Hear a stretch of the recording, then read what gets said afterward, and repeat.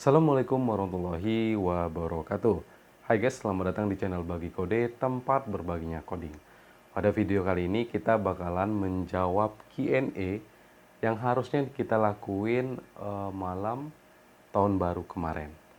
Cuman saat itu nggak memungkinkan untuk melakukan rekaman, jadi kita mulai aja videonya sekarang.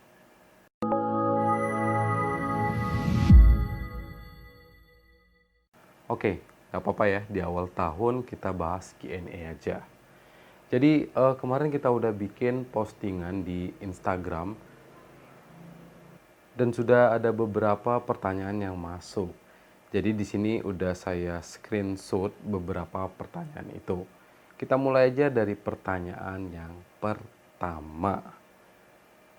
Dari Aksa Ragi, mau ke native Android tapi Java nggak paham-paham banget.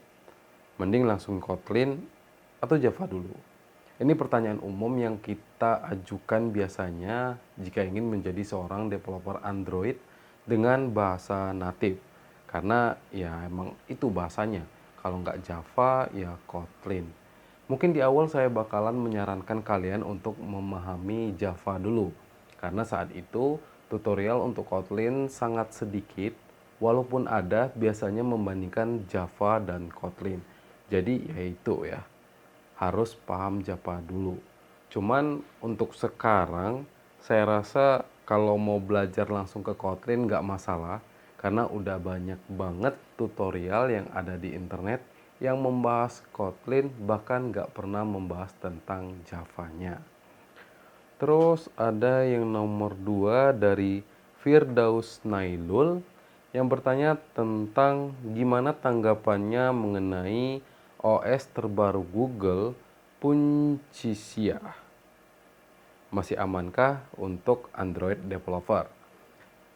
Kalau kita tanggapin untuk sekarang, ya harusnya masih aman. Karena rilisnya pun itu nggak didukung sama Google. Para developer itu tahu ada OS baru dari Google itu karena si Google mengupload di GitHub-nya.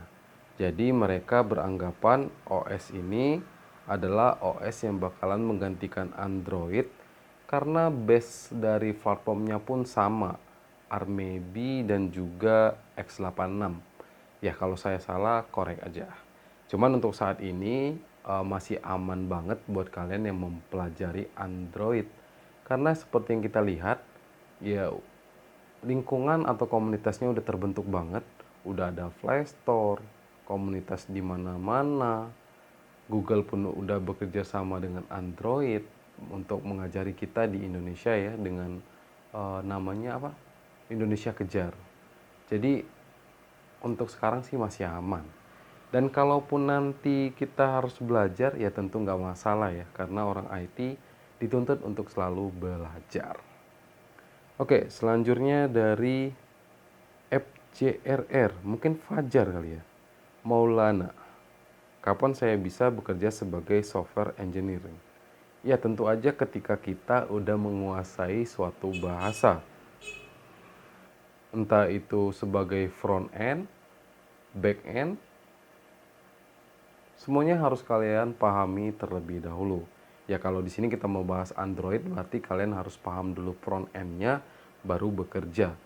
Ya sebenarnya untuk fresh graduate aja itu ada yang bakalan nerima asalkan kita tetap belajar. Cuman ya harus paham juga basicnya. Masa nol ilmu gitu ya langsung terjun, kasihan perusahaannya. Nggak bisa dapat apa-apa dari kita kayak gitu. Terus ada juga pertanyaan dari Abrar Wiryawan. Koin atau Hill untuk yang baru belajar DI. Ini injection ya. Mungkin bisa dibahas. Ya mungkin kita bisa bahas. Tapi untuk sekarang saya baru mempelajari koin. Jadi belum belajar tentang Hill.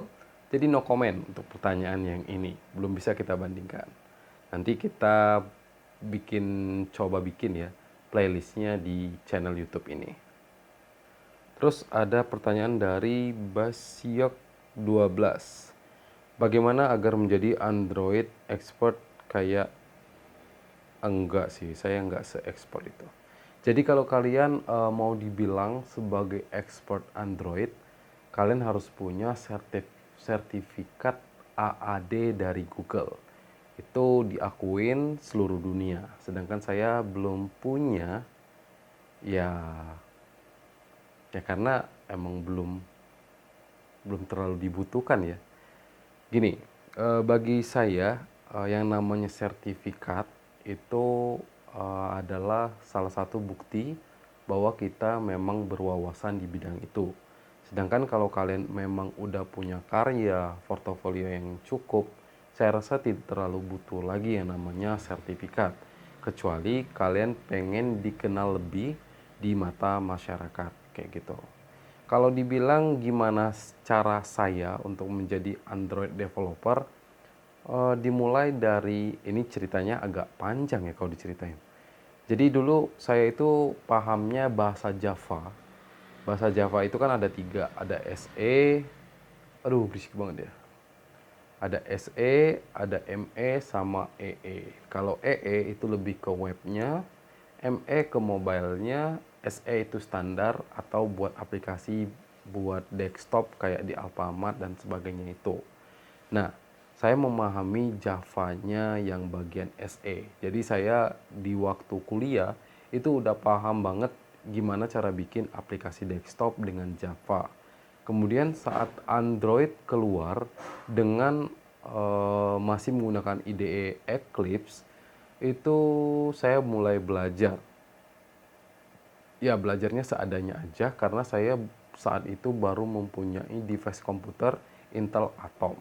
Belum kayak gini ya, ini udah punya PC dan sebagainya. Jadi ya itu. Terus pahami aja tentang basicnya, karena tadi saya udah paham basic si Javanya.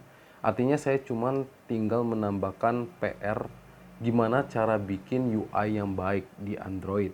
Ya itu kalian harus mengenal kayak view group. Kalau view group kan ada relative layout, linear layout, constraint dan sebagainya. Itu harus kalian pahami benar-benar. Barulah nanti kalian bisa membuat sebuah view yang bagus, yang baik dan benar. Karena kalau dulu di awal saya mengenal Android, karena saya udah paham Javanya, itu layout saya hancur lebur. Karena saat itu saya kalau nggak salah menggunakan relative layout, dan relative layout itu bisa di drag and drop, cuman posisinya nggak bener. Jadi di IDE-nya udah bagus, di run di emulator hancur berantakan. Jadi kalau kalian mau jadi Android developer, pertama adalah pahami dulu basic dari si Java maupun XML-nya. Kemudian setelah kalian memahami hal itu, baru kalian bikin aplikasi kecil-kecilan. Setelah jadi, kalian upload ke GitHub. Jadi ilmunya bertambah gitu ya. Setelah kalian bikin aplikasi-aplikasi kecil, kalian mulai belajar manajemen dari shortcode dengan Git gitu ya. Terus berkontribusi dengan komunitas-komunitas, entah itu sharing, ya syukur-syukur kalau bisa jadi pembicara gitu ya. Dan ya itu, tingkatkan terus, belajar terus mengenai hal yang baru mengenai Android. Panjang nanti ya. Oke, dari Nurjain 98. Lebih baik belajar satu bahasa secara mendalam atau belajar banyak bahasa secara umum? Saya bakalan ngasih tips buat kalian yang baru terjun di dunia Android ataupun terjun di dunia pemrograman, pilih bahasa satu aja dulu. Karena kalau kalian udah memahami satu bahasa, itu sangat mudah untuk pindah ke bahasa lainnya. Ya karena strukturalnya sebenarnya mirip atau sama. Ada yang pakai semikolon, ada enggak, if else-nya kayak gitu-gitu aja. Terus pakai when atau pakai for, ya sebenarnya mirip-mirip lah. Cuman yang kalian harus pelajari itu adalah struktur dari projectnya. Misalnya kalau kayak Android itu jelas ya, ada buat Javanya, XML-nya, asetnya dan sebagainya. Kalau PHP kalian bisa bikin sendiri struktur foldernya, atau kalian bisa menggunakan framework kayak CI, Laravel dan sebagainya. Nah, balik lagi saya bakal menyarankan kalian menggunakan satu bahasa dulu. Setelah paham dan mahir, baru pindah ke bahasa-bahasa yang lain. Karena yang mahal itu adalah spesialis, bukan seseorang yang paham semuanya.